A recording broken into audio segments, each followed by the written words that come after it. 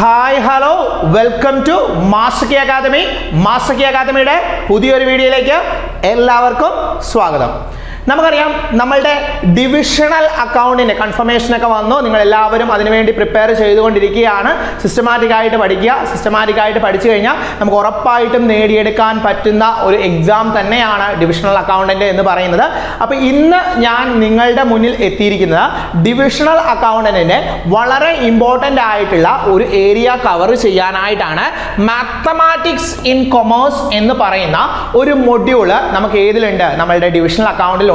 അപ്പോൾ ആ ഒരു മൊഡ്യൂളാണ് നമ്മൾ ഇന്ന് ഈ ഒരു വീഡിയോ കൊണ്ട് കവർ ചെയ്യുന്നത്. അപ്പോൾ വീഡിയോ മുഴുവനായിട്ട് കാണുക, സിസ്റ്റമാറ്റിക് ആയിട്ട് പഠിക്കാനായിട്ട് ശ്രമിക്കുക. ഓക്കെ ആണല്ലോ? സെറ്റ് അല്ലേ? നമുക്ക് സ്റ്റാർട്ട് ചെയ്യാം. എന്താണ് ഈ ഒരു മൊഡ്യൂളിനനുസരിച്ച്? ഈ മൊഡ്യൂളിൻ്റെ അകത്ത് ഷെയറുകളെ കുറിച്ച്, ഡിവിഡൻഡുകളെ കുറിച്ച്, ഡിബഞ്ചറിനെ കുറിച്ച്, GST കുറിച്ച്, വാല്യൂ ആഡഡ് ടാക്സിനെ കുറിച്ച്, അതുപോലെ തന്നെ ഡിഫറെൻ്റ് ആയിട്ടുള്ള ബാങ്കിങ് ഡിപ്പോസിറ്റുകളെ കുറിച്ചൊക്കെ ഡിസ്കസ് ചെയ്യുന്ന ഒരു മൊഡ്യൂളാണ് ഏതെന്ന് പറയുന്നത് ഈ മാത്തമാറ്റിക്സ് ഇൻ കൊമേഴ്സ് എന്ന് പറയുന്ന ഈ ഒരു മൊഡ്യൂള്. ഈ ഒരു മൊഡ്യൂളിൻ്റെ അകത്ത് ഇച്ചിരി അധികം പ്രോബ്ലംസ് ഒക്കെ വരുന്ന ഒരു മൊഡ്യൂളാണ്. അതുകൊണ്ട് തന്നെ നിങ്ങളൊരു പേപ്പറും പേനയായിട്ടൊക്കെ ഇരിക്കുക. അപ്പോൾ നമ്മൾ ഈ പ്രോബ്ലംസ് ഒക്കെ പറയുന്ന സമയത്ത് നിങ്ങൾ എന്ത് ചെയ്യുക? നമ്മളോടൊപ്പം തന്നെ വർക്കൗട്ട് ചെയ്യാനായിട്ട് ശ്രമിക്കുക. നമുക്ക് നോക്കാം ആദ്യം ഷെയർസും ഡിവിഡൻസും എന്താണ് എന്നുള്ളത്. ഷെയർ എന്ന് പറഞ്ഞു കഴിഞ്ഞാൽ എന്താണ്? A share is the unit of ownership in A company. ഒരു കമ്പനിയുടെ ഓണർഷിപ്പ് കിട്ടുന്ന ആ ഒരു പർട്ടിക്കുലർ യൂണിറ്റിനെയാണ് എന്തെന്ന് പറയുന്നത്? ഷെയർ എന്ന് പറയുന്നത്. When a person buy the share, they become a shareholder and honor the portion of the company. അതായത് ഒരു പേഴ്സൺ എന്ത് ചെയ്യാണ്? ഷെയർ ബൈ ചെയ്യുമ്പോൾ, ഒരു പേഴ്സൺ ഷെയർ വാങ്ങിക്കുമ്പോൾ ആ പേഴ്സൺ എന്തായിട്ട് മാറുകയാണ്? ഷെയർ ഹോൾഡർ, അല്ലെങ്കിൽ ആ കമ്പനിയുടെ ആ ഒരു പർട്ടിക്കുലർ പോർഷൻ ഓഫ് ഷെയറിന്റെ ഓണർ ആയിട്ട് മാറുകയാണ് എന്നുള്ള കാര്യം ഓർത്തു വെക്കുക. A person buy the share, they become a shareholder and the owner portion of the company. The shareholders are claim on the company's profit and sometimes participate in decision making through voting rights. അതായത് share holders എന്ന് പറയുന്നത്, share ഹോൾഡേഴ്സിന് എന്താണ്? അവരുടെ ആ ഒരു പ്രോഫിറ്റിന്മേൽ, കമ്പനിയുടെ പ്രോഫിറ്റിന്മേൽ claim ചെയ്യാൻ പറ്റുന്ന ആളുകളാണ് ആരെന്ന് പറയുന്നത്? ഷെയർ ഹോൾഡേഴ്സ് എന്ന് പറയുന്നത്. അതുപോലെ തന്നെ ഷെയർ ഹോൾഡേഴ്സിന് എന്ത് ചെയ്യാനായിട്ട് പറ്റും? കമ്പനിയുടെ ഡിസിഷൻ മേക്കിങ്ങിലൊക്കെ പാർട്ടിസിപ്പേറ്റ് ചെയ്യാനായിട്ട് പറ്റും. ഏത് വഴി? അവരുടെ വോട്ടിംഗ് റൈറ്റ് വഴി. അത് കിട്ടുന്നത് ഇക്വിറ്റി ഷെയർ ഹോൾഡേഴ്സിനാണ്. നമ്മൾ ഷെയർ ഹോൾഡേഴ്സ് ഡിഫറെൻറ്റ് ടൈപ്സ് ഉണ്ട്. അതുപോലെ equity share holders, preference share holders തന്നെ ഡിഫറെൻറ്റ് ടൈപ്സ് ഉണ്ട്. അതിനെപ്പറ്റിയൊക്കെ നമ്മൾ ഡീറ്റെയിൽ ആയിട്ട് ക്ലാസ്സുകൾ ഇതിലുണ്ട്, ആപ്പിലുണ്ട്. ആപ്പിൽ അവൈലബിൾ ആണ്. അപ്പം നിങ്ങൾക്ക് ആർക്കെങ്കിലും ജോയിൻ ചെയ്യാൻ താല്പര്യം ഉണ്ടെങ്കിൽ നമ്മളുടെ ബാച്ചിൽ ജോയിൻ ചെയ്ത് കഴിഞ്ഞാൽ നിങ്ങൾക്ക് എന്ത് കിട്ടും? ഈ ആപ്പ് ആക്സസ് ചെയ്യാനുള്ള പെർമിഷൻ കിട്ടും. അപ്പം നിങ്ങൾക്ക് എന്ത് ചെയ്യാനായിട്ട് പറ്റും? ഇതിനെപ്പറ്റിയൊക്കെയുള്ള ഡീറ്റെയിൽ ആയിട്ടുള്ള ഓരോ ഷെയറുകളെ പറ്റിയുള്ള ഡീറ്റെയിൽ ആയിട്ടുള്ള ക്ലാസ്സുകൾ കിട്ടുന്നതാണ്, തിയററ്റിക്കൽ ആയിട്ടുള്ള ക്ലാസ്സുകൾ കിട്ടുന്നതാണ്. അപ്പോൾ നമുക്ക് നോക്കാം types of shares. Types of ഷെയർസിലെ ഫസ്റ്റ് വൺ ആണ് ഇക്വിറ്റി ഷെയർ അഥവാ ഓർഡിനറി ഷെയർ എന്ന് പറഞ്ഞാൽ. ഇക്വിറ്റി ഷെയർ എന്ന് പറഞ്ഞാൽ എന്താണ്? ഇക്വിറ്റി ഷെയർ ഹോൾഡേഴ്സ് ആണ് കമ്പനിയുടെ ഓണേഴ്സ് എന്ന് പറയുന്നത്. അപ്പോൾ ഇവിടെ ഓർത്ത് വെക്കുക, present ownership with voting right in the company's matters. അതായത് കമ്പനിയിൽ എന്താണ്? വോട്ടിംഗ് റൈറ്റ് ഉള്ള, കമ്പനിയുടെ ഇന്റേണൽ ആയിട്ടുള്ള അഫേഴ്സ് അല്ലെ ഡിസിഷൻ മേക്കിങ്ങിലൊക്കെ വോട്ടിംഗ് റൈറ്റ് ഉള്ള ഓണർഷിപ്പ് ഷെയറുകൾ ഹോൾഡ് ചെയ്യുന്ന ആളുകളാണ് ആരെന്ന് പറയുന്നത്? ഇക്വിറ്റി ഷെയർ ഹോൾഡർ എന്ന് പറയുന്നത്. ഒന്നുകൂടി ഓർത്ത് വെക്കുക, കമ്പനിയിൽ വോട്ടിംഗ് റൈറ്റ് ഉള്ള, അതായത് ഓണർഷിപ്പ് ഷെയറുകളൊക്കെ ഹോൾഡ് ചെയ്യുന്ന ആളുകളാണ് ആരെന്ന് പറയുന്നത്? ഇക്വിറ്റി ഷെയർ ഹോൾഡേഴ്സ് എന്ന് പറയുന്നത്. No fixed return. ഇവർക്ക് എന്താണ്? ഒരു ഫിക്സഡ് ആയിട്ടുള്ള റിട്ടേൺ ഇല്ല. Dividends are paid on the company's profit. അതായത് ഡിവിഡൻഡ് ഒക്കെ ഇവർക്ക് പേ ചെയ്യുന്നത് കമ്പനിയുടെ പ്രോഫിറ്റിനെ ബേസ് ചെയ്തുകൊണ്ടാണ്. ഒന്നുകൂടി ഓർത്ത് വെക്കുക, ഒരു ഫിക്സഡ് ആയിട്ടുള്ള റിട്ടേൺ ആർക്കില്ല? ഈ ഇക്വിറ്റി ഷെയർ ഹോൾഡേഴ്സിനില്ല. ഇവർക്ക് ഡിവിഡൻഡ് കിട്ടുന്നത് കമ്പനിയുടെ പ്രോഫിറ്റിനെ ബേസ് ചെയ്തുകൊണ്ടായിരിക്കും. അതുപോലെ തന്നെ ഹയർ റിസ്ക് ആയിരിക്കും. ഒരുപാട് റിസ്ക് ടേക്ക് ചെയ്യുന്ന ആളുകളാണ് ആരെന്ന് പറയുന്നത്? ഇക്വിറ്റി ഷെയർ ഹോൾഡേഴ്സ് എന്ന് പറയുന്നത്. ബട്ട് പ്രൊപ്പോർഷനേറ്റ്ലി ഗെയിൻ ചെയ്യുന്നതും അവരെങ്ങനെയായിരിക്കും? അവർക്ക് റിട്ടേണും എങ്ങനെയായിരിക്കും? അതായത് കമ്പനിക്ക് ഒരുപാട് പ്രോഫിറ്റ് ഉണ്ടെങ്കിൽ പ്രോഫിറ്റ് കൂടുതലായിട്ടും ആർക്ക് കിട്ടും? നല്ല എമൗണ്ട് ഓഫ് മണി ആർക്ക് കിട്ടും? ഈ ഒരു ഇക്വിറ്റി ഷെയർ ഹോൾഡേഴ്സിന് കിട്ടും. അപ്പോൾ ഹയർ ആയിട്ടുള്ള റിസ്ക് ടേക്ക് ചെയ്യുന്ന ആളുകളാണ് ഇക്വിറ്റി ഷെയർ ഹോൾഡേഴ്സ് എന്ന് പറയുന്നത്. ഇതെന്താണ്? Holder beer the risk of the business losses and gain when the business perform well. അതായത് എന്താണ്? ഈ എന്താണ് ബിസിനസ്സിന് നല്ല രീതിയിലുള്ള ലോസസ് ആണെങ്കിൽ ഈ ലോസസ് സഫർ ചെയ്യേണ്ട ആളുകളാണ് ഇക്വിറ്റി ഷെയർ ഹോൾഡേഴ്സ് എന്ന് പറയുന്നത്. ബിസിനസ്സിന് നല്ല രീതിയിലുള്ള പ്രോഫിറ്റ് ഉണ്ടെങ്കിൽ അത്രത്തോളം പ്രോഫിറ്റ് ഗെയിൻ ചെയ്യാൻ പറ്റുന്ന ആളുകളാണ് ആരെന്ന് പറയുന്നത്? ഈ ഇക്വിറ്റി ഷെയർ ഹോൾഡേഴ്സ് എന്ന് പറയുന്നത്. അടുത്തതാണ് പ്രിഫറൻസ് ഷെയർ ഹോൾഡേഴ്സ്. ഇത് നമ്മൾ ഡീറ്റെയിൽ ആയിട്ട് പഠിക്കണം. പ്രിഫറൻസ് ഷെയർ ഹോൾഡേഴ്സിന്റെ എന്താണ് ഡിഫറെന്റ് ടൈപ്സ് ഒക്കെ ഉണ്ട്. അതെല്ലാം നമ്മൾ ഡീറ്റെയിൽ ആയിട്ട് പഠിച്ചതാണ്. അപ്പോൾ ഇവിടെ ഓർത്ത് വെക്കുക, these share holders receives a fixed rate of dividend before equity share holders are paid. അതായത് ഇക്വിറ്റി ഷെയർ ഹോൾഡേഴ്സിനൊക്കെ കൊടുക്കുന്നതിന് മുന്നേ ഒരു ഫിക്സഡ് ആയിട്ടുള്ള ഡിവിഡൻഡ് കിട്ടാനായിട്ട് പ്രിഫറൻസ് ഉള്ള റൈറ്റ് ഉള്ള ആളുകളാണ് ആരെന്ന് പറയുന്നത്? പ്രിഫറൻസ് ഷെയർ ഹോൾഡർ എന്ന് പറയുന്ന. മക്കളെ ഓർത്ത് വെച്ചോണം, പ്രിഫറൻസ് ഷെയർ ഹോൾഡർ എന്ന് പറഞ്ഞു കഴിഞ്ഞാൽ these share holders receives a fixed rate of dividend. ഒരു ഫിക്സഡ് റേറ്റ് ഓഫ് ഡിവിഡൻഡ് കിട്ടുവാനായിട്ട് റൈറ്റ് ഉള്ള ആളുകളാണ് ആരെന്ന് പറയുന്ന? Preference share holders. അതായത് ഡിവിഡൻഡ് ഒക്കെ ഇക്വിറ്റി ഷെയർ ഹോൾഡേഴ്സിന് കൊടുക്കുന്നതിന് മുന്നേ ഒരു ഫിക്സഡ് റേറ്റിൽ കിട്ടാനായിട്ട് റൈറ്റ് ഉള്ള ആളുകളാണ് ആരെന്ന് പറയുന്നത്? പ്രിഫറൻസ് ഷെയർ ഹോൾഡേഴ്സ് എന്ന് പറയുന്ന. They do not usually have a voting right. ഓർത്ത് വെച്ചോണം, പ്രിഫറൻസ് ഷെയർ ഹോൾഡേഴ്സിന് യൂഷ്വലി എന്തില്ല? വോട്ടിംഗ് റൈറ്റ് ഇല്ല. വോട്ടിംഗ് റൈറ്റ് ഉള്ളത് ആർക്കാണ്? ഇക്വിറ്റി ഷെയർ ഹോൾഡേഴ്സിനാണ്. ഓർത്ത് വെച്ചോണേ, വോട്ടിംഗ് റൈറ്റ് ആർക്കാണുള്ളത്? ഇക്വിറ്റി ഷെയർ ഹോൾഡേഴ്സിന്. പ്രിഫറൻസ് ഷെയർ ഹോൾഡേഴ്സിന് എന്തില്ല? വോട്ടിംഗ് റൈറ്റ് ഇല്ല. In the case of liquidation, liquidation എന്ന് പറഞ്ഞാൽ എന്താണ്? ഒരു കമ്പനിയൊക്കെ വൈൻഡ് അപ്പ് ചെയ്യുന്ന സമയത്ത് they get the payment before the equity shareholders. അതായത് കമ്പനിയൊക്കെ വൈൻഡ് അപ്പ് ചെയ്യുന്ന സമയത്ത് ഇവർക്ക് ക്യാപിറ്റലൊക്കെ എന്ത് ചെയ്യും? തിരിച്ചു കൊടുക്കും. അങ്ങനെ തിരിച്ചു കൊടുക്കുന്ന സമയത്ത്, റീപേ ചെയ്യുന്ന സമയത്ത് ഇക്വിറ്റി ഷെയർ ഹോൾഡേഴ്സിന് കൊടുക്കുന്നതിന് മുന്നേ ആ ഒരു റീപേയ്മെന്റ് കിട്ടാനായിട്ട് റൈറ്റ് ഉള്ള ആളുകളാണ് ആരെന്ന് പറയുന്നത്? പ്രിഫറൻസ് ഷെയർ ഹോൾഡർ എന്ന് പറയുന്നത്. അപ്പോൾ പ്രിഫറൻസ് ഷെയർ ഹോൾഡേഴ്സ് എന്ന് പറഞ്ഞു കഴിഞ്ഞാൽ അവർക്ക് എന്താണ്? ലിക്വിഡേഷന്റെ സമയത്ത്, കമ്പനി വൈൻഡ് അപ്പ് ചെയ്യുന്ന സമയത്ത് റീപേയ്മെന്റ് നടത്താറുണ്ട്. റീപേയ്മെന്റ് നടത്തുമ്പോൾ ഇക്വിറ്റി ഷെയർ ഹോൾഡേഴ്സിന് കിട്ടുന്നതിന് മുന്നേ അത് കിട്ടാനായിട്ടുള്ള റൈറ്റ് ഉള്ള ആളുകളാണ് ആരെന്ന് പറയുന്നത്? പ്രിഫറൻസ് ഷെയർ ഹോൾഡേഴ്സ് എന്ന് പറയുന്നത്. അതുപോലെ തന്നെ ഈ preference share holders different types ഉണ്ട്. ക്യുമുലേറ്റീവ് പ്രിഫറൻസ് ഷെയർ ഹോൾഡേഴ്സ് ഉണ്ട്, non cumulative preference share holders ഉണ്ട്, റെഡീമബിൾ പ്രിഫറൻസ് ഷെയർ ഹോൾഡേഴ്സ് ഉണ്ട്, non redeemable preference share holders ഉണ്ട്, പാർട്ടിസിപ്പേറ്റീവ് പ്രിഫറൻസ് ഷെയർ ഹോൾഡേഴ്സ് ഉണ്ട്, non participative preference share holders ഉണ്ട്. അപ്പോൾ ഇതിനെപ്പറ്റിയൊക്കെ detail ആയിട്ട് ക്ലാസ്സുകൾ, ഈ ടൈപ്സ് ഒക്കെ നമ്മൾ ഡീറ്റെയിൽ ആയിട്ട് ആപ്പിൽ ക്ലാസ്സുകൾ അവൈലബിൾ ആണ്. ചിലപ്പം ഇതിൻ്റെ അകത്തുനിന്ന് നമുക്ക് എന്ത് വരാം? സ്റ്റേറ്റ്മെന്റ് ഓറിയന്റഡ് ആയിട്ടുള്ള ക്വസ്റ്റ്യനുകൾ വരാം. ഓക്കെ, അടുത്തതാണ് ഏതെന്ന് പറയുന്നത്? എന്താണ് ഡിവിഡൻഡ്? ഡിവിഡൻഡ് എന്ന് പറഞ്ഞു കഴിഞ്ഞാൽ കമ്പനിക്ക് അവൈലബിൾ ആയിട്ടുള്ള പ്രോഫിറ്റ്. ഇപ്പൊ കമ്പനിക്ക് 1 ലക്ഷം രൂപ പ്രോഫിറ്റ് ഉണ്ടെന്ന് വിചാരിക്കുക. ഈ 1 lakh പ്രോഫിറ്റ് ഉണ്ടെങ്കിൽ ഈ 1 lakhൽ എന്ത് ചെയ്യുന്നുണ്ട്? കുറച്ച് അവർ എന്ത് ചെയ്യും? ഭാവിയിലേക്ക് ഉപയോഗിക്കാനായിട്ട് മാറ്റിവെക്കും അല്ലെ? കുറച്ച് ഒരു 25,000 രൂപ ഭാവിയിലേക്ക് ഉപയോഗിക്കാനായിട്ട് മാറ്റിവെക്കും. ബാക്കി അതാണ് എന്താണ് റീറ്റെയിൻ ചെയ്ത് വെക്കുക എന്ന് പറയുന്നത്. റിട്ടൻഷൻ മണി ആയിട്ട് കുറച്ച് മാറ്റിവെക്കും. ബാക്കി അവർ എന്ത് ചെയ്യും? ഷെയർ ഹോൾഡേഴ്സിന് ഡിസ്ട്രിബ്യൂട്ട് ചെയ്യും. അങ്ങനെ ഷെയർ ഹോൾഡേഴ്സിന് ഡിസ്ട്രിബ്യൂട്ട് ചെയ്യുന്നതാണ് ഏതെന്ന് പറയുന്നത്? ഡിവിഡൻഡ് എന്ന് പറയുന്നത്. അപ്പോൾ ഓർത്ത് വെക്കുക, a dividend is a portion of profit distributed to share holders. Dividend is a portion of profit.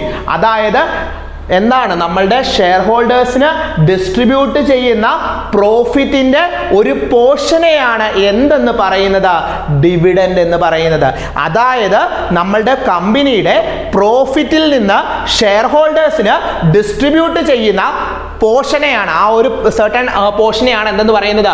Dividend എന്ന് പറയുന്നത്. Dividend is the portion of profit distributed to share holders declared by the board of directors and approved by the share holders. അപ്പോൾ ഈ dividend declare ചെയ്യുന്ന ആരാണ്?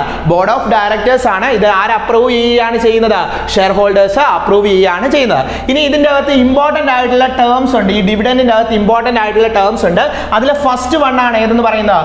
Face value. Face value എന്ന് പറഞ്ഞാൽ the nominal value of the share. അതായത് ഒരു ഷെയറിന്റെ nominal ആയിട്ടുള്ള value. അതായത് ഒരു ഷെയറിന് ഇപ്പൊ 100 രൂപ വിലയുണ്ട് എന്ന് വിചാരിക്കുക.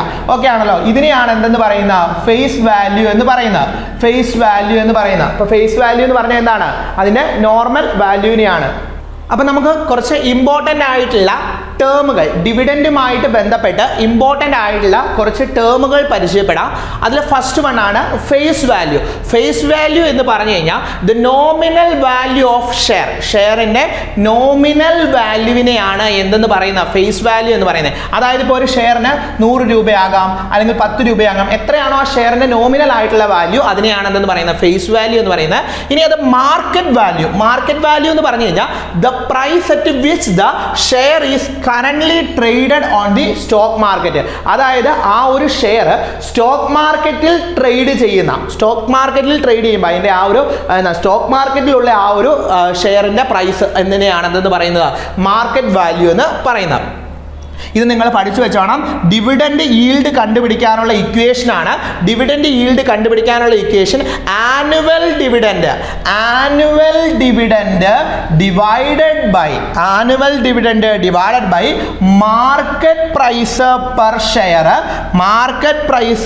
Share into 100. ഓർത്ത് വെച്ചോണം എന്താണ് annual dividend per share divided by market price per share into 100. Okay ആണല്ലോ. നമുക്കൊരു എക്സാമ്പിൾ നോക്കാം. ഇവിടെ നോക്കിയേ, a company decide the annual dividend. ഒരു കമ്പനി ഡിസൈഡ് ചെയ്യാണ് ആനുവൽ ഡിവിഡൻഡ് എന്ന് പറയുന്നത് 8 പെർ ഷെയർ ആണ്. ഒരു ഷെയറിന് എത്രയാണ് 8 രൂപയാണ്. And the current market price of the share, current market price എന്ന് പറയുന്ന ആ ഷെയറിന് എത്രയാണ് 160 ആണ്. What is the dividend yield? എത്രയാണ് ഡിവിഡൻഡ് ഈൽഡ് എന്നാണ് ചോദിച്ചേക്കുന്നത്. അതായത് കമ്പനി ഡിക്ലെയർ ചെയ്തേക്കുന്ന ആനുവൽ ഡിവിഡൻഡ് എന്ന് പറയുന്ന ₹8 ആണ് പെർ ഷെയറിന്. ദ കറണ്ട് മാർക്കറ്റ് പ്രൈസ്, ആ ഷെയറിന്റെ മാർക്കറ്റ് പ്രൈസ് എന്ന് പറയുന്ന 160 ആണ്. അങ്ങനെയാണ് എങ്കിൽ ഡിവിഡൻഡ് ഈൽഡ് കണ്ടുപിടിക്കണം. ഡിവിഡൻഡ് ഈൽഡ് കണ്ടുപിടിക്കാനുള്ള ഇക്വേഷൻ എന്തായിരുന്നു? ഡിവിഡൻഡ് ഈൽഡ് കണ്ടുപിടിക്കാനുള്ളത് നമ്മളുടെ എന്താണ് ആനുവൽ ഡിവിഡൻഡ് അല്ലെ. Annual dividend divided by market price per share into 100. Annual dividend 8 160 ആയിരുന്നു നമ്മളുടെ എന്തെന്ന് പറയുന്നത് മാർക്കറ്റ് പ്രൈസ് എന്ന് പറയുന്ന ഇൻറ്റു 100 എത്രയെന്ന് കിട്ടി 5% എന്ന് കിട്ടി. ഇത് എന്താണ് എല്ലാ കാര്യങ്ങളും ഡയറക്റ്റ് ആയിട്ട് തന്നിട്ടുള്ള ക്വസ്റ്റ്യൻ. ഇനി നമുക്ക് അടുത്ത ക്വസ്റ്റ്യൻ നോക്കാം. അടുത്ത ക്വസ്റ്റ്യൻ നോക്കിയേ, a company with the face value of ₹10 per share. കമ്പനിയുടെ ഫേസ് വാല്യൂ എന്ന് പറയുന്ന ₹10 ആണ് പെർ ഷെയറിന്. And declare 120% of dividend. അതായത് ഫേസ് വാല്യൂ 10 ആണെങ്കിലും ഇവിടെ ഡിക്ലെയർ ചെയ്തിരിക്കുന്നത് ഡിവിഡൻഡ് ഡിക്ലെയർ ചെയ്തിരിക്കുന്നത് എത്രയാണ് 120% ആണ്. 120%. അതായത് ഇവിടെ ഓർത്ത് വെക്കുക, a company face value of ₹10 per share declare 120% of dividend if the market price എത്രയാണ് 150 ആണ്. അങ്ങനെയാണെങ്കിൽ what is dividend yield? Dividend yield എത്രയാണെന്നാണ് ചോദിച്ചിരിക്കുന്നത്. അപ്പൊ നമുക്ക് ആദ്യം എന്ത് കണ്ടുപിടിക്കണം? 120% of the face value. Face വാല്യൂവിന്റെ 120% കണ്ടുപിടിക്കണം. അപ്പൊ നമുക്ക് എത്രയെന്ന് കിട്ടി 12 എന്ന് കിട്ടി അല്ലെ. 12 എന്ന് കിട്ടി. 12 ആണ് ആക്ച്വൽ ഡിവിഡൻഡ് പെർ ഷെയർ. അപ്പൊ ആക്ച്വൽ ഡിവിഡൻഡ് പെർ ഷെയർ എത്രയാണ് 12 ആണ്. ഇനി നമുക്ക് നേരിട്ട് ചെയ്തില്ലേ ഡിവിഡൻഡ് ഈൽഡ് കണ്ടുപിടിക്കാനുള്ള ഇക്വേഷൻ എന്താണ്? Annual dividend per share divided by എന്താണ് നമ്മളുടെ തന്നിട്ടുണ്ട് market price per share. Annual dividend നമുക്ക് 12 എന്ന് കിട്ടി. മാർക്കറ്റ് പ്രൈസ് പെർ ഷെയർ 150 എന്ന് കിട്ടി. ഇൻറ്റു 100 ചെയ്താൽ പോരെ എത്രയെന്ന് കിട്ടി 8% എന്ന് കിട്ടി. ഓക്കെ ആണല്ലോ മക്കളെ, ക്ലിയർ ആകുന്നുണ്ടല്ലോ? ഇങ്ങനെയാണ് ക്വസ്റ്റ്യൻ വരുന്നത്. ചെറിയ രീതിയിൽ എന്ത് ചെയ്യും ഇക്വേഷൻ്റെ അകത്തുള്ള ഒരു മാറ്റങ്ങൾ വരും. അത് മനസ്സിലാക്കി നമുക്ക് എന്ത് ചെയ്യാൻ പറ്റണം ചെയ്യാനായിട്ട് പറ്റണം. അടുത്ത ക്വസ്റ്റ്യൻ നോക്കിയേ, A share pays an annual dividend. ഒരു ഷെയർ എന്താണ് ആനുവൽ ഡിവിഡൻഡ് എന്ന് പറയുന്നത് എത്രയാണ് 15 ആണ് എന്ന് തന്നിട്ടുണ്ട്. And if the dividend yield എത്രയാണ് 10% ആണ് തന്നിട്ടുണ്ട്. മാർക്കറ്റ് പ്രൈസ് കണ്ടുപിടിക്കണം. അതായത് ഇവിടെ എന്താണ് ഡിവിഡൻഡ് ഈൽഡ് തന്നിട്ടുണ്ട്, ആനുവൽ ഡിവിഡൻഡ് തന്നിട്ടുണ്ട്. എന്നിട്ട് നമ്മളോട് എന്ത് കണ്ടുപിടിക്കാനാണ് പറഞ്ഞേക്കുന്നത്? മാർക്കറ്റ് പ്രൈസ് കണ്ടുപിടിക്കാനായിട്ടാണ് പറഞ്ഞേക്കുന്നത്. എന്ത് കണ്ടുപിടിക്കാനാണ്? മാർക്കറ്റ് പ്രൈസ് കണ്ടുപിടിക്കാനായിട്ടാണ് പറഞ്ഞേക്കുന്നത്. അപ്പൊ market price is equal to annual dividend divided by dividend yield into 100. എങ്ങനെയാണ്? Annual dividend divided by dividend yield into 100. അപ്പൊ ആനുവൽ ഡിവിഡൻഡ് എത്രയാണ്? ആനുവൽ ഡിവിഡൻഡ് 15 തന്നിട്ടുണ്ട്, ഡിവൈഡഡ് ബൈ ഡിവിഡൻഡ് ഈൽഡ് എത്രയാണ് 10 ഇൻറ്റു 100. നമുക്ക് ആ നേരെ ആ ഇക്വേഷൻ അതോടെ ഇട്ട് കൊടുത്താൽ പോരെ. ഡിവിഡൻഡ് ഈൽഡ് കണ്ടുപിടിക്കാനുള്ള ഇക്വേഷൻ എന്തായിരുന്നു? Annual dividend divided by market price into 100 ആയിരുന്നു അല്ലേ. അപ്പോൾ ഇവിടെ നമുക്ക് എന്താണ് ഡിവിഡൻഡ് ഈൽഡ് തന്നിട്ടുണ്ട്. ഡിവിഡൻഡ് ഈൽഡ് എത്രയാണ് തന്നേക്കുന്നത്?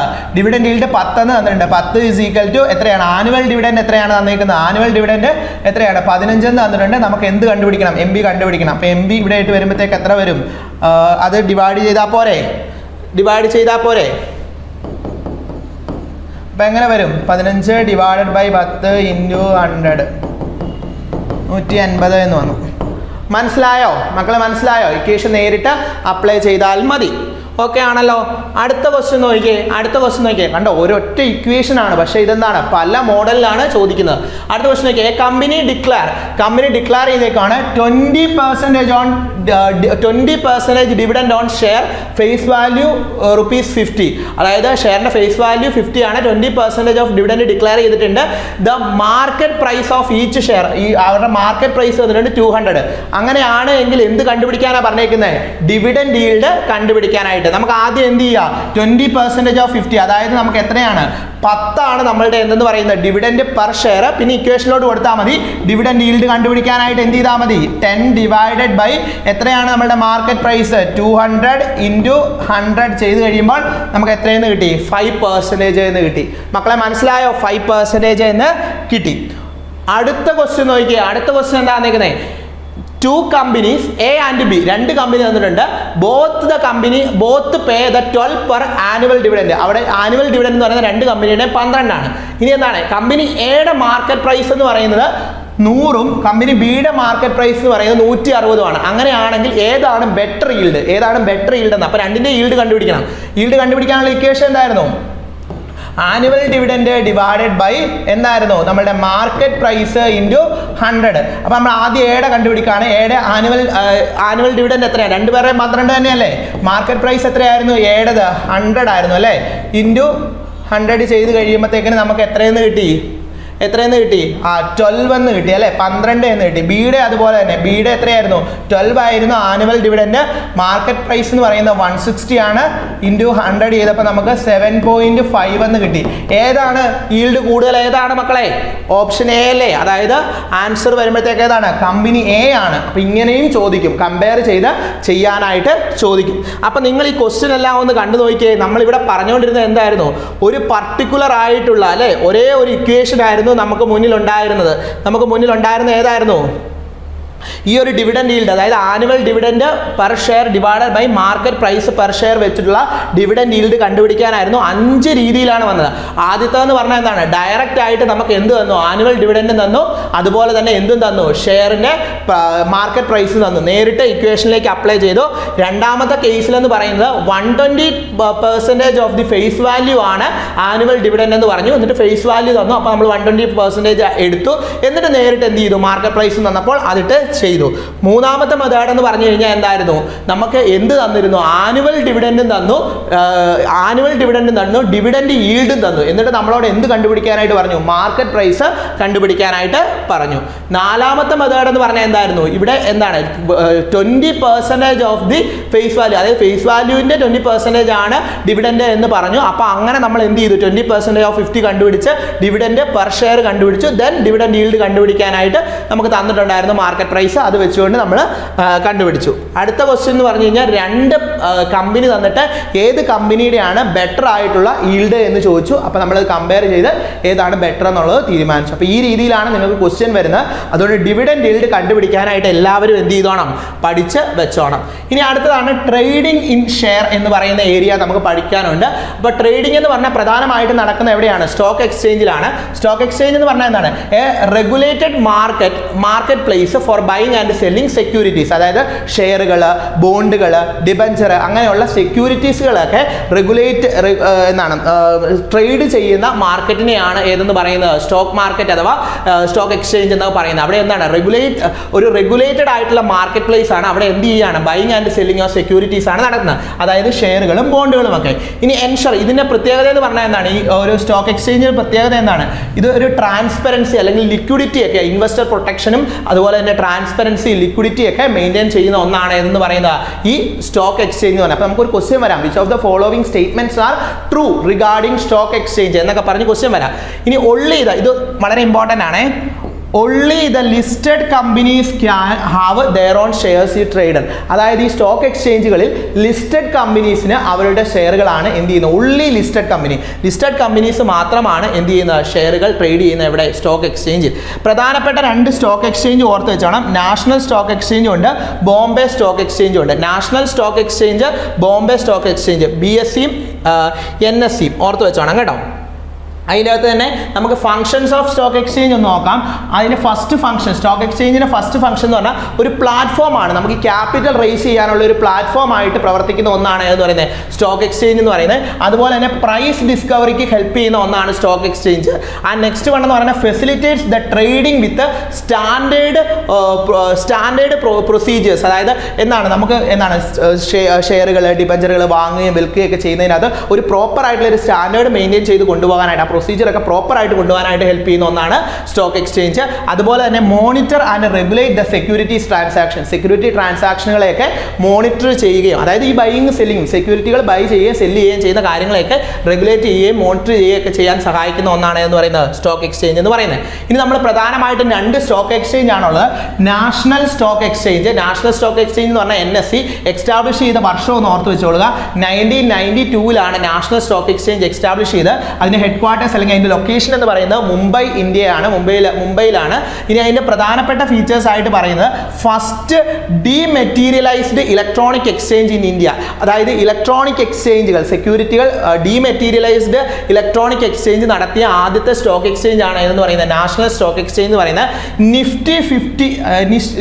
നിഫ്റ്റി 50 എന്ന് പറയുന്നത് ഇതിനെ അറിയപ്പെടുന്ന മറ്റൊരു പേരാണ് നിഫ്റ്റി 50 ഇൻഡെക്സ് എന്ന് പറയുന്നത്. അതായത് ടോപ്പ് 50 കമ്പനീസിന്റെ ഷെയറുകളാണ് ഇതിൽ വരുന്നത്. നിഫ്റ്റി 50 ഇൻഡെക്സ് എന്നാണ് പറയുന്നത്. അതുപോലെ fully automated screen based trading നടത്തുന്നതാണ്. Fully automated screen based trading നടത്തുന്ന ഒരു സ്റ്റോക്ക് എക്സ്ചേഞ്ച് ആണ് എന്ന് പറയുന്നത് നാഷണൽ സ്റ്റോക്ക് എക്സ്ചേഞ്ച് എന്ന് പറയുന്നത്. അപ്പോൾ ഇത് സ്റ്റേറ്റ്മെന്റ് തന്നിട്ട് ഇത് റോങ് ആയിട്ടുള്ള സ്റ്റേറ്റ്മെന്റ് ഏതാണ്, കറക്റ്റ് ആയിട്ടുള്ള സ്റ്റേറ്റ്മെന്റ് ഏതാണ് എന്നൊക്കെ ക്വസ്റ്റ്യൻ വരുന്നതാണ് കേട്ടോ, മനസ്സിലാക്കി വെക്കുക.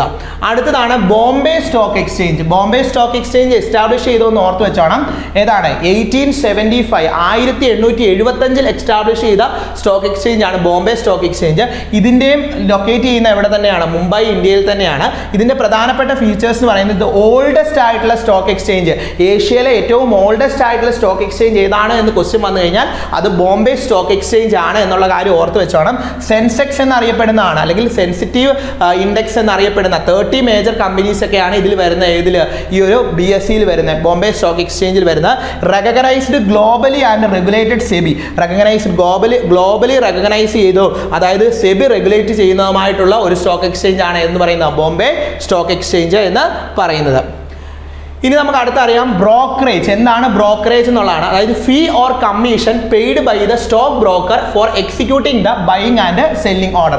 അതായത് നമ്മൾ പറഞ്ഞു ഷെയർ മാർക്കറ്റിൽ അല്ലേ, അല്ലെങ്കിൽ സ്റ്റോക്ക് എക്സ്ചേഞ്ചുകൾ വഴിയൊക്കെ ട്രേഡിംഗ് ഒക്കെ നടത്തുന്ന സമയത്ത് അതിന് സഹായിക്കുന്ന ആളുകളെയാണ് സ്റ്റോക്ക് ബ്രോക്കേഴ്സ് എന്ന് പറയുന്നത്. ഇവർക്ക് എന്ത് കൊടുക്കുന്നുണ്ട്? ഒരു കമ്മീഷൻ കൊടുക്കുന്നുണ്ട്. അതായത് ഒരു ഫീ അല്ലെങ്കിൽ കമ്മീഷൻ വാങ്ങിച്ചുകൊണ്ട് ബൈയിങ് ആൻഡ് സെല്ലിംഗ് നടത്താനായിട്ട് ഹെൽപ്പ് ചെയ്യുന്ന ആളുകളെയാണ് സ്റ്റോക്ക് ബ്രോക്കേഴ്സ് എന്ന് പറയുന്നത്. സ്റ്റോക്ക് ബ്രോക്കേഴ്സ് ക്യാൻ ബി, അവർക്ക് പെർസെൻറ്റേജ് ബേസ്ഡ് ആയിട്ടും ഫ്ലാറ്റ് ആയിട്ടും ഒക്കെ നമ്മൾ എന്ത് കൊടുക്കാറുണ്ട്? ഫീ കൊടുക്കാറുണ്ട്. അവർക്ക് പെർസെൻറ്റേജ് ബേസ്ഡും ഫ്ലാറ്റ് ഫീ ആയിട്ടും ഒക്കെ എന്ത് കൊടുക്കാറുണ്ട്? അവർക്ക് ആ ഒരു കമ്മീഷൻ പേ ചെയ്യാറുണ്ട്. ഇവർ ചാർജ് ചെയ്യുന്നത് പർച്ചേസിങ് ട്രാൻസാക്ഷനും സെയിൽസ് ട്രാൻസാക്ഷനും ഓർത്ത് വെച്ചോണം. ഈ ബ്രോക്കറേജ് എവിടെയൊക്കെ ചാർജ് ചെയ്യും? ചിലർ പറയും പർച്ചേസിങ്ങിൻ്റെ അകത്ത് മാത്രമേ ബ്രോക്കറേജ് ചാർജ് ചെയ്യുള്ളൂ, ചിലർ പറയും സെയിൽസിനകത്ത് മാത്രമേ ചാർജ് ചെയ്യുള്ളൂ, ചിലർ പറയും രണ്ടിനകത്തും ചാർജ് ചെയ്യും. ശരിക്കും പർച്ചേസിങ്ങിൻ്റെ അകത്ത് തന്നെ ചാർജ് ചെയ്യാം, സെയിലിൻ്റെ അകത്ത് തന്നെ ചാർജ് ചെയ്യാം, രണ്ടിനകത്തും ചാർജ് ചെയ്യാം. അപ്പോൾ അങ്ങനെ നമുക്ക് പ്രോബ്ലം വരും. അതുകൊണ്ട് ഓർത്ത് വെച്ചോണം, ബ്രോക്കറേജ് എവിടെയൊക്കെ ചാർജ് ചെയ്യും? പർച്ചേസിങ് ട്രാൻസാക്ഷനകത്ത് ചാർജ് ചെയ്യാൻ പറ്റും, സെയിൽസ് ട്രാൻസാക്ഷനകത്ത് ചാർജ് ചെയ്യാനായിട്ട് പറ്റും, രണ്ടിനകത്തും ചാർജ് ചെയ്യാനായിട്ട് പറ്റും. ഇനി net profit or losses from the trading consider the brokerage. അപ്പോൾ നെറ്റ് പ്രോഫിറ്റ് അല്ലെങ്കിൽ നെറ്റ് ലോസ് ഒക്കെ കാൽക്കുലേറ്റ് ചെയ്യുന്ന സമയത്ത്, ട്രേഡിങ്ങിൻ്റെ അകത്ത് നെറ്റ് പ്രോഫിറ്റ് നെറ്റ് ലോസ് ഒക്കെ കാൽക്കുലേറ്റ് ചെയ്യുന്ന സമയത്ത് ഈ ബ്രോക്കറേജ് കോസ്റ്റ് നമ്മൾ എന്ത് ചെയ്യുക? അല്ലെ ബ്രോക്കർക്ക് കൊടുക്കുന്ന ആ ഒരു ഫീ ഫീ ഉണ്ടല്ലോ, ആ കമ്മീഷൻ ഉണ്ടല്ലോ, അത് നമ്മൾ എന്ത് ചെയ്യും, കൺസിഡർ ചെയ്യില്ല എന്ന് പറഞ്ഞ് സ്റ്റേറ്റ്മെന്റ് വരും, ചെയ്യും കേട്ടോ. ഓർത്ത് വെച്ചോണം, നെറ്റ് പ്രോഫിറ്റ് അല്ലെങ്കിൽ ലോസസ് ഒക്കെ ട്രേഡിങ്ങിൻ്റെ അകത്ത് നമ്മൾ നടത്തുന്ന സമയത്ത് നമ്മൾ എന്ത് കൺസിഡർ ചെയ്യും, ബ്രോക്കറേജ് കോസ്റ്റ് കൺസിഡർ ചെയ്യും. ഇനി നോക്കുക, profit and loss calculation. Profit and loss calculation ആണ് പറഞ്ഞേക്കുന്നത്. പ്രോഫിറ്റിന്റെ ഫോർമുല എന്ന് ഓർത്ത് വെക്കുക.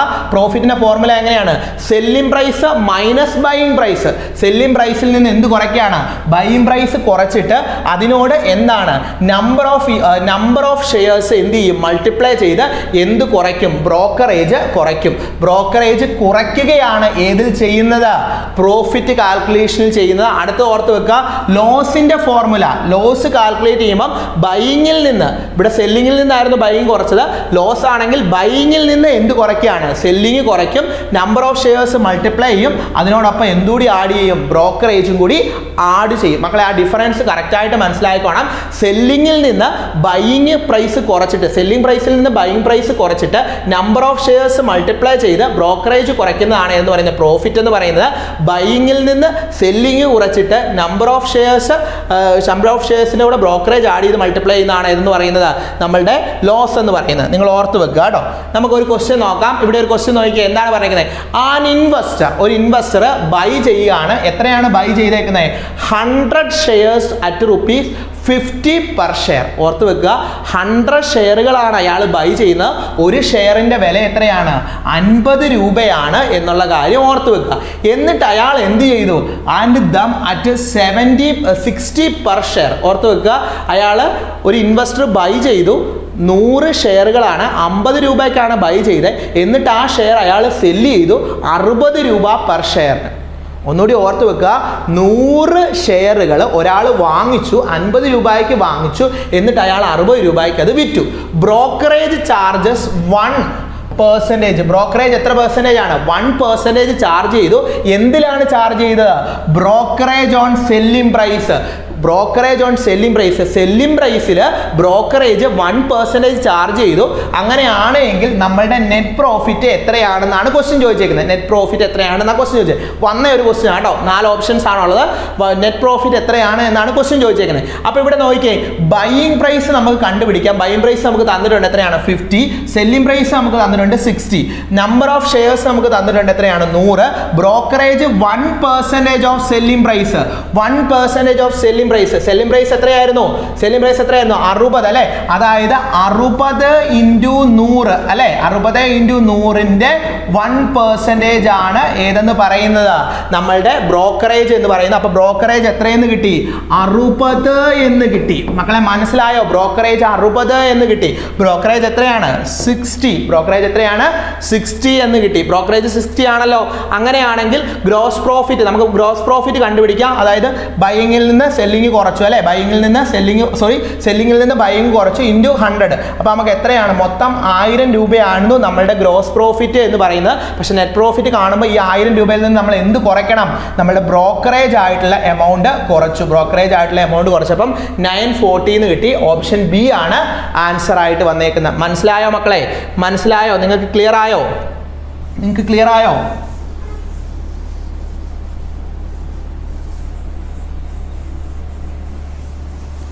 വളരെ സിമ്പിൾ ആണ്. ഇവിടെ ഈ ഒരു ക്വസ്റ്റ്യൻ നോക്കുക. ഈ ഒരു ക്വസ്റ്റ്യൻ്റെ അകത്തുള്ള പ്രത്യേകത എന്താണ്, ഈ ഒരു ക്വസ്റ്റ്യൻ്റെ അകത്തുള്ള പ്രത്യേകത എന്താണെന്ന് നോക്കിയേ. അതായത് ഇവിടെ നമുക്ക് തന്നേക്കുന്ന എത്രയാണ്, ബൈയിങ് പ്രൈസ് തന്നിട്ടുണ്ട്, സെല്ലിംഗ് പ്രൈസ് തന്നിട്ടുണ്ട്, അതുപോലെ തന്നെ നമ്പർ ഓഫ് ഷെയർസും തന്നിട്ടുണ്ട്. എന്നിട്ട് പറഞ്ഞേക്കാണ് ബ്രോക്കറേജ് 1% ഓഫ് സെല്ലിംഗ് പ്രൈസ് എന്നാണ് പറഞ്ഞേക്കുന്നത്. സെല്ലിംഗ് പ്രൈസിന്റെ 1% ആണ് എന്തെന്ന് പറഞ്ഞേക്കുന്നത്, ബ്രോക്കറേജ് എന്നാണ് പറഞ്ഞേക്കുന്നത്. അതായത് നമുക്ക് അന്നേരം സെല്ലിംഗ് പ്രൈസ് നമുക്ക് അറിയാലോ എത്രയാണ്, 60 ആണല്ലേ. 60 × 100, അതായത് മൊത്തം 6000 വന്നു. ഈ 6000ന്റെ 1% അല്ലെ, 6000ന്റെ 1%, അതായത് എത്രയാണ്, 60 ആണ് ഏതെന്ന് പറയുന്നത്, നമ്മളുടെ ബ്രോക്കറേജ് എന്ന് പറയുന്നത്.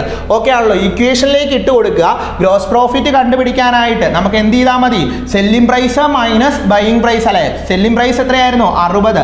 60 മൈനസ് 50 ഇൻറ്റു എത്രയാണ്, 100 മൈനസ് നമ്മളുടെ ബ്രോക്കറേജ് 60.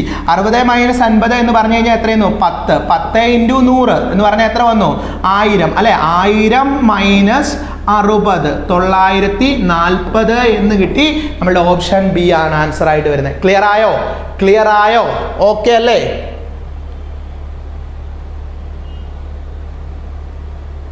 ക്ലിയർ ആയോ മക്കളെ? ഓക്കെ അല്ലേ? ഓക്കെ ആണല്ലോ? എല്ലാവർക്കും ക്ലിയർ ആയില്ലേ? ആൻസർ ക്ലിയർ ആയോ? സെറ്റ് ആയോ?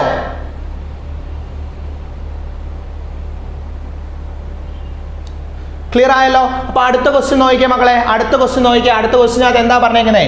എ ട്രേഡർ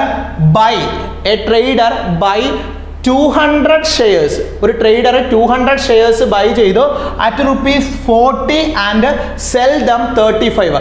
40 രൂപയ്ക്ക് അയാൾ ബൈ ചെയ്തു, 35 രൂപയ്ക്ക് അയാൾ എന്ത് ചെയ്തു? വിറ്റു. അപ്പൊ അവിടെ ലോസ് അല്ലേ ഉണ്ടായേക്കുന്നത്? 40 രൂപയ്ക്ക് ബൈ ചെയ്ത് 35 രൂപയ്ക്ക് വിറ്റെങ്കിൽ ലോസ് ആണ് ഉണ്ടായേക്കുന്നത്. Brokerage കൊടുത്തേക്കുന്ന 1% on ബൈയിങ്ങിലാണ്. ബൈയിങ്ങിൽ 1% അയാൾ എന്താണ് ബ്രോക്കറേജ് കൊടുത്തിട്ടുണ്ട്. ടോട്ടൽ ലോസ് കാൽക്കുലേറ്റ് ചെയ്യാനാണ് പറഞ്ഞേക്കുന്നത്. അപ്പൊ നമുക്ക് ബൈയിങ് പ്രൈസ് കണ്ടുപിടിക്കാം. ബൈയിങ് പ്രൈസ് നമ്മൾ പറഞ്ഞിരുന്നു എത്രയാണ്? 40.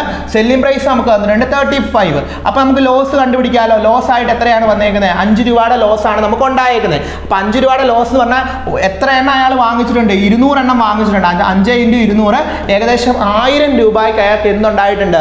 ലോസ് ഉണ്ടായിട്ടുണ്ട്. ഇനി 1% എന്തും കൂടി ഉണ്ടായിട്ടുണ്ട്? ബ്രോക്കറേജും കൂടി ഉണ്ടായിട്ടില്ലേ? ഏതിനാണ് 1% ബ്രോക്കർ ഉണ്ടായത്? ബൈയിങ് കോസ്റ്റിന്.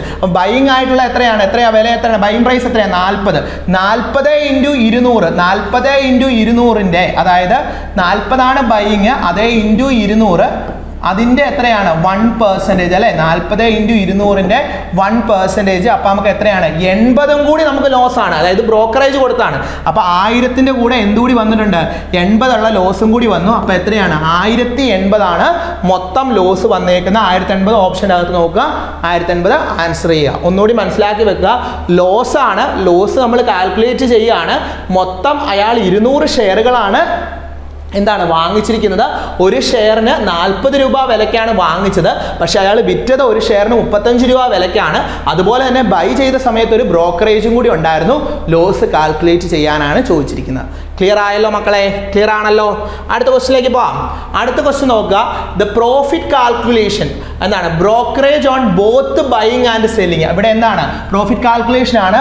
അത് എന്തെല്ലാം വരുന്നുണ്ട്? അതായത് ബ്രോക്കറേജ് ബൈയിങ്ങിലും സെല്ലിങ്ങിലും വരുന്ന കേസാണ്. ഇവിടെ നോക്കിയേ, 100 ഷെയർസ് ബൈ ചെയ്തു. എത്ര രൂപയ്ക്കാണ്? 90 രൂപയ്ക്ക് ബൈ ചെയ്തു. എന്നിട്ട് അത് എത്ര രൂപയ്ക്ക് വിറ്റു? 100 രൂപയ്ക്ക് വിറ്റു. 100 ഷെയറുകൾ 90 രൂപയ്ക്ക് വാങ്ങി 100 രൂപയ്ക്ക് വിറ്റു. Brokerage 1% on both buying and selling. ബൈയിങ്ങിലും സെല്ലിങ്ങിലും 1% എന്തുണ്ടായി? ബ്രോക്കറേജ് ഉണ്ടായി. അപ്പോൾ ഓർത്ത് വെക്കുക, ബ്രോക്കറേജ് ബൈയിങ്ങിലും സെല്ലിങ്ങിലും ഉണ്ടായി. പ്രോഫിറ്റ് ആണ് കാൽക്കുലേറ്റ് ചെയ്യുന്നതെങ്കിൽ ബ്രോക്കറേജ് രണ്ടും എന്താണ്? കുറയ്ക്കുകയാണ് ചെയ്യുന്നത്. പ്രോഫിറ്റ് ആണ് കാൽക്കുലേറ്റ് ചെയ്യുന്നതെങ്കിൽ എന്താണ്? രണ്ട് ബ്രോക്കറേജ് എന്ത് ചെയ്യണം? കുറച്ചോണം. അപ്പോൾ ബൈയിങ്ങിൻ്റെ എമൗണ്ട് കണ്ടുപിടിക്കാനായിട്ട് 90 രൂപയായിരുന്നു ഒരു ഷെയറിൻ്റെ വില. 100 രൂപയാണ്, 100 എണ്ണമാണ് നമ്മൾ വാങ്ങിച്ചത്. അപ്പോൾ മൊത്തം എത്ര വന്നു? 9000 എന്ന് നമുക്ക് കിട്ടി. ഓക്കെ ആണല്ലോ? മൊത്തം എത്രയാണ്? 9000 എന്ന് കിട്ടി. ഇനി എന്താണ് സെല്ലിംഗ് എമൗണ്ട്? സെല്ലിംഗ് എമൗണ്ട് എന്ന് പറഞ്ഞാൽ എത്രയാണ്? ഇതാണ്, നമ്മൾ 100 രൂപയ്ക്കാണ് വിറ്റത്, 100 ഷെയറുകളാണ് വിറ്റേക്കുന്നത്. അപ്പോൾ എത്രയാണ്? 10000 രൂപ നമുക്ക് കിട്ടി. 9000 രൂപയാണ് ബൈയിങ് ആയിട്ടുള്ളത്. 10000 രൂപ നമുക്ക് എന്ത് ചെയ്തു? വിറ്റപ്പോൾ കിട്ടി. ഇനി നോക്കുക, ബ്രോക്കറേജ് 1% ഏതിനുണ്ട്? ബൈയിങ്ങിനുണ്ട്. എത്രയാണ്? 90. ബ്രോക്കറേജ് സെല്ലിങ്ങിനുണ്ട് 1% 100. അപ്പോൾ നമ്മൾ എന്ത് ചെയ്യുന്നു? നെറ്റ് പ്രോഫിറ്റ് നമുക്ക് പ്രോഫിറ്റ് ആയിട്ട് വന്നേക്കുന്നത് എത്രയാണ്? നമ്മളുടെ 10000. അതിൽ നിന്ന് നമ്മൾ എന്ത് ചെയ്യുക? അതായത് നമ്മളുടെ സെല്ലിംഗ് എമൗണ്ടിൽ നിന്ന് ബൈയിങ് എമൗണ്ട് കുറച്ചു. അതിൽ നിന്ന് എന്തും കൂടി കുറയ്ക്കുകയാണ്? നമ്മളുടെ ബ്രോക്കറേജ്. രണ്ട് ബ്രോക്കറേജും കുറച്ച് കഴിയുമ്പോൾ നമുക്ക് ആൻസർ കിട്ടും. എത്രയാണ്? 810 എന്ന്. മക്കളെ ക്ലിയർ ആയോ? 810 എന്ന് ആൻസർ കിട്ടി. ഓക്കെ ആണല്ലോ? അടുത്ത നമുക്ക് എന്തിലേക്ക് പോകാം? ഡിബഞ്ചറിലേക്ക് പോകാം. എന്താണ് ഡിബഞ്ചർ എന്ന് പറഞ്ഞു കഴിഞ്ഞാൽ? What are debentures? ഡിബഞ്ചേഴ്സ് എന്ന് പറഞ്ഞു കഴിഞ്ഞാൽ ഡിബഞ്ചേഴ്സ് ആർ ദ ഡെപ്റ്റ് instrument issued by the company to raise the long term funds. Long term ആയിട്ടുള്ള ഫണ്ട്സ് റേസ് ചെയ്യുവാൻ വേണ്ടി എന്താണ് ഇഷ്യൂ ചെയ്യുന്ന, കമ്പനീസ് ഇഷ്യൂ ചെയ്യുന്ന ഡെപ്റ്റ് ഇൻസ്ട്രുമെന്റ് ആണ് എന്ന് പറയുന്നത് ഡിബഞ്ചർ എന്ന് പറയുന്നത്. Debenture holders are the creditors of the company, not owners. Must ആയിട്ട് ഓർത്ത് വെക്കണേ, ഇമ്പോർട്ടൻ്റ് ആയിട്ട് ഓർത്ത് വെക്കണം. ഡിബഞ്ചർ ഹോൾഡേഴ്സ് എന്ന് പറയുന്നത് കമ്പനിയുടെ ക്രെഡിറ്റേഴ്സ് ആണ്, അവരെന്തല്ല? ഓണേഴ്സ് അല്ല. ഇനി എന്താണ്? they get a fixed rate of interest. ഈ ഡിബഞ്ചർ ഹോൾഡേഴ്സിന് എന്ത് കിട്ടുന്നുണ്ട്? ഒരു ഫിക്സഡ് റേറ്റ് ഓഫ് ഇൻട്രസ്റ്റ് കിട്ടുന്നുണ്ട്. അതിന് ഓൾസോ കോൾഡ്, അതിന് എന്തെന്നാണ് പറയുന്നത്? കൂപ്പൺ റേറ്റ് എന്നാണ് പറയുന്നത്. ഫിക്സഡ് റേറ്റ് ഓഫ് ഇൻട്രസ്റ്റ് ആർക്ക് കിട്ടുന്നുണ്ട്? ഡിബഞ്ചർ ഹോൾഡേഴ്സിന് കിട്ടുന്നുണ്ട്. അതിന് പറയുന്ന പേര് കൂപ്പൺ റേറ്റ് എന്നാണ്. The debentures are paid after, debentures pay ചെയ്യുന്നത് ആഫ്റ്റർ ഫിക്സഡ് പീരീഡ്, ഒരു പർട്ടിക്കുലർ ആയിട്ടുള്ള മെച്യൂരിറ്റി പീരീഡ് അതിനുണ്ടായിരിക്കും. അതിനുശേഷം ഇത് എന്ത് ചെയ്യും? റീപേ ചെയ്യുന്നതായിരിക്കും. Debentures are repaid after a fixed period, ഒരു മെച്യൂരിറ്റി പീരീഡ് കഴിഞ്ഞാൽ ഇത് റീപേ ചെയ്യുന്നതാണ് എന്നുള്ള കാര്യം ഓർത്ത് വെക്കുക കേട്ടോ. ഇനി ഇതിൻ്റെ ഫീച്ചേഴ്സ് ആയിട്ട് പറയുന്നത് ഇത് ക്യാൻ ബി സെക്യൂർഡ്, അതായത് ഏതെങ്കിലും ഒരു അസറ്റിന്മേൽ സെക്യൂർ ചെയ്യുന്ന ഒന്നാകാം, അല്ലെങ്കിൽ അൺസെക്യൂർഡ് ആകാം. ഡിബഞ്ചേഴ്സ് സെക്യൂർഡ് ആയിട്ടുള്ളതുകൊണ്ട് അൺസെക്യൂർഡ് ആയിട്ടുള്ളതുകൊണ്ട്. പിന്നെന്താണ്? Interest is paid irrespective of the profit of the company, കമ്പനിയുടെ പ്രോഫിറ്റിൽ നിന്നായിരിക്കും എന്ത് പേ ചെയ്യുന്നത്? ഇൻട്രസ്റ്റ് പേ ചെയ്യുന്നത്. അതുപോലെ ഈ ഡിബഞ്ചേഴ്സ് പലതരത്തിലുണ്ട്. കൺവേർട്ടബിൾ ഡിബഞ്ചേഴ്സ് ഉണ്ട്, നോൺ കൺവേർട്ടബിൾ ഡിബഞ്ചേഴ്സ് ഉണ്ട്, റെഡീമബിൾ ഡിബഞ്ചേഴ്സ് ഉണ്ട്, ഇറെഡീമബിൾ ഡിബഞ്ചേഴ്സ് ഉണ്ട്. അതായത് നമുക്ക് ഇക്വിറ്റി ഷെയർ ആയിട്ട് കൺവേർട്ട് ചെയ്യാൻ പറ്റുന്ന ഡിബഞ്ചേഴ്സിനെയാണ് കൺവേർട്ടബിൾ ഡിബഞ്ചേഴ്സ് എന്ന് പറയുന്നത്. അങ്ങനെ കൺവേർട്ട് ചെയ്യാൻ പറ്റാത്ത ഡിബഞ്ചേഴ്സിനെയാണ് നോൺ കൺവേർട്ടബിൾ ഡിബഞ്ചേഴ്സ് എന്ന് പറയുന്നത്. റെഡീമബിൾ എന്ന് പറഞ്ഞാൽ ഒരു പർട്ടിക്കുലർ പീരീഡ് കഴിയുമ്പോൾ നമുക്ക് റെഡീം ചെയ്യാനായിട്ട്, റീപേ ചെയ്യാനായിട്ട് ഒരു മെച്യൂരിറ്റി പീരീഡ് ഉള്ള ഒരു സർട്ടിഫിക്കറ്റ് ഇന്ന ഡേറ്റിൽ അത് മെച്യൂരിറ്റി ആകും എന്നൊക്കെ പറയുന്ന അതാണ് റെഡീമബിൾ ഡിബഞ്ചേഴ്സ്. അങ്ങനെ ഇല്ലാത്ത ഡിബഞ്ചറുകളാണ്, റെഡീം ചെയ്യാൻ പറ്റാത്ത ഡിബഞ്ചേഴ്സ് ആണ് ഇറെഡീമബിൾ ഡിബഞ്ചേഴ്സ് അഥവാ പെർപ്പച്വൽ ഡിബഞ്ചേഴ്സ് എന്ന് പറഞ്ഞാൽ. ഇതിൻ്റെ എല്ലാം തിയററ്റിക്കൽ ആയിട്ടുള്ള ക്ലാസ്സുകളെല്ലാം ആപ്പിൽ അവൈലബിൾ ആണ്. അപ്പം അത് നിങ്ങൾ കാണാനായിട്ട് ശ്രമിക്കുക. വളരെ ഇമ്പോർട്ടൻ്റ് ആണ്. ഇതിനൊക്കെ തിയററ്റിക്കലായിട്ട് ക്വസ്റ്റ്യൻ വന്നു കഴിഞ്ഞാൽ നമുക്ക് ചെയ്യാൻ പറ്റണം. അടുത്തത് നോക്കുക, ഇൻട്രസ്റ്റ് കാൽക്കുലേഷൻ. എങ്ങനെയാണ് ഡിബഞ്ചറിന്റെ ഇൻട്രസ്റ്റ് കാൽക്കുലേറ്റ് ചെയ്യുന്നത്? Annual interest is equal to, annual interest കണ്ടുപിടിക്കാൻ face value into coupon rate divided by 100. അതായത് ഫേസ് വാല്യൂ എത്രയാണോ, face value into coupon rate divided by 100 എന്നുള്ളതാണ് ഏതിൻ്റെ ഇക്വേഷൻ എന്ന് പറയുന്നത്? ആനുവൽ ഇൻട്രസ്റ്റ് കണ്ടുപിടിക്കാനുള്ള ഇക്വേഷൻ. ഫേസ് വാല്യൂ ഇൻറ്റു എന്താണ്? കൂപ്പൺ റേറ്റ് ഡിവൈഡഡ് ബൈ 100 എന്നുള്ളതാണ് ഇക്വേഷൻ. ഇവിടെ ഒരു ക്വസ്റ്റ്യൻ നോക്കിയേ. A company issue the debentures worth, ഒരു കമ്പനി ഇഷ്യൂ ചെയ്യാണ്. എത്ര ഡിബഞ്ചേഴ്സ് ആണ്? 10,000 debentures at A coupon rate എത്രയാണ്? 8%. A company issues the debentures worth rupees 10,000 at a coupon rate എത്രയാണ്? 8%. Calculate the annual interest. Annual interest എന്ത് ചെയ്യാനാണ്? Calculate ചെയ്യാനാണ് പറഞ്ഞേക്കുന്നത്. ആനുവൽ ഇൻട്രസ്റ്റ് കാൽക്കുലേറ്റ് ചെയ്യാൻ നേരെ എഴുതിയാൽ പോരെ? എന്താണ്? നമുക്കറിയാം എത്രയാണ്? ഫേസ് വാല്യൂ ഇൻറ്റു എത്രയാണ്? Coupon rate divided by 100. Face value തന്നിട്ടുണ്ട് എത്രയാണ്? 1 lakh ഇൻറ്റു 10 ഡിവൈഡഡ് ബൈ 100. അപ്പോൾ നമുക്ക് എത്രയെന്ന് കിട്ടി? 8,000 എന്ന ആൻസർ കിട്ടി. അതായത് ഇക്വേഷൻ അറിയാമെങ്കിൽ വളരെ ഈസി ആയിട്ട് എന്ത് ചെയ്യാനായിട്ട് പറ്റും? അച്ചീവ് ചെയ്തെടുക്കാൻ പറ്റുന്ന ഒരു ക്വസ്റ്റ്യൻ ആയിരുന്നു. അടുത്ത ക്വസ്റ്റ്യൻ നോക്കിയേ. An investor hold 50 debentures of rupees 100 each. 50 debentures ആണ് ഹോൾഡ് ചെയ്തേക്കുന്നത്. എത്ര രൂപയാണ് ഒരു ഡിബഞ്ചറിന്റെ വില എന്ന് പറയുന്നത്? 1000 രൂപയാണ്. ദ കൂപ്പൺ റേറ്റ് തന്നിട്ടുണ്ട് 9%. അപ്പോൾ നമുക്ക് എന്ത് ചെയ്യണം? 50 × 1000 ചെയ്യണം. അപ്പോൾ മൊത്തം എത്രയാണ് വരുന്നത്? 50,000 ആണ് ടോട്ടൽ ഫേസ് വാല്യൂ എന്ന് പറയുന്നത്. Total face value divided by coupon rate 9 divided by 100 ചെയ്ത് കഴിയുമ്പോൾ നമുക്ക് ആൻസർ കിട്ടി. മക്കളെ മനസ്സിലായോ? ഇക്വേഷൻ തന്നു കഴിഞ്ഞാൽ ഇങ്ങനെ ചെറിയ ചെറിയ കാര്യങ്ങൾക്കകത്തെ ഡിഫറൻസ് വരത്തുള്ളൂ. അത് മനസ്സിലാക്കി കഴിഞ്ഞ് കഴിഞ്ഞാൽ നമുക്ക് എന്ത് ചെയ്യാനായിട്ട് പറ്റും? ആൻസർ ചെയ്ത് എടുക്കാനായിട്ട് പറ്റും. ഇനി അടുത്തൊരു ക്വസ്റ്റ്യൻ ആണ്. A company issues the debentures 2 lakh at 10% coupon rate. അതായത് കമ്പനി ഡിബഞ്ചർ ഇഷ്യൂ ചെയ്തേക്കുന്ന എത്രയാണ്? 2 lakh ആണ്. കൂപ്പൺ റേറ്റ് എത്രയാണ്? 10% ആണ്. And pay the interest quarterly. Interest pay ചെയ്യുന്നത് എങ്ങനെയാണ്? ക്വാർട്ടർലി ആണ്. ക്വാർട്ടർലി എന്ന് പറഞ്ഞാൽ എന്താണ്? ഒരു വർഷത്തെ എത്ര തവണ പേ ചെയ്യുള്ളൂ? 4 തവണയെ പേ ചെയ്യുള്ളൂ. ക്വാർട്ടർലി ആണ് പേ ചെയ്യുന്നത്. What is the interest paid each quarter? ഓരോ ക്വാർട്ടറിലും എത്ര വീതം ഇൻട്രസ്റ്റ് കിട്ടുമെന്നാണ് ചോദിച്ചിരിക്കുന്നത്. ആനുവൽ ഇൻട്രസ്റ്റ് നമുക്ക് സാധാരണ കാണുന്ന പോലെ തന്നെ ചെയ്യാം. ആനുവൽ ഇൻട്രസ്റ്റ് എന്ന് പറഞ്ഞാൽ മൊത്തത്തിലുള്ളത്. അപ്പോൾ എത്രയാണ്? നമുക്ക് തന്നിട്ടുണ്ട് ഫേസ് വാല്യൂ തന്നിട്ടുണ്ട്. ടോട്ടൽ ഫേസ് വാല്യൂ എത്രയാണ്? 2 lakh into 10 divided by 10 divided by 100 എന്നുള്ളതാണ്. അത് ചെയ്ത് കഴിഞ്ഞപ്പോൾ നമുക്ക് എത്രയെന്ന് കിട്ടി? 20,000 ആണ് നമ്മളുടെ ആനുവൽ ഇൻട്രസ്റ്റ് എന്ന് പറഞ്ഞത്. ക്വാർട്ടർലി ആയതുകൊണ്ട് തന്നെ ഒരു ക്വാർട്ടറിൽ കിട്ടുന്ന ഇൻട്രസ്റ്റ് കണ്ടുപിടിക്കാനായിട്ട് 2 lakh ഡിവൈഡഡ് ബൈ 4 എന്ന് ചെയ്യാം. ഇനി 6 month വെച്ചാണെങ്കിൽ എങ്ങനെയായിരിക്കും? അതനുസരിച്ച് ചെയ്യണം കേട്ടോ. 6 month ആണെങ്കിൽ ഒരു വർഷം 2 തവണയല്ലേ പേ ചെയ്യത്തുള്ളൂ. അപ്പോൾ എത്രയാണ്? 2 lakh divide by 20,000 divide by 2 എന്ന് പറയും. ഇത് ക്വാർട്ടർലി ആയതുകൊണ്ടാണ് 20,000 ഡിവൈഡ് ബൈ 4 വന്നത്. മനസ്സിലായ മക്കളെ? 5000 എന്ന ആൻസർ കിട്ടി. അടുത്ത ക്വസ്റ്റ്യൻ നോക്കിയേ, an investor debentures of rupees 1,50,000. Debenture എത്രയാണ്?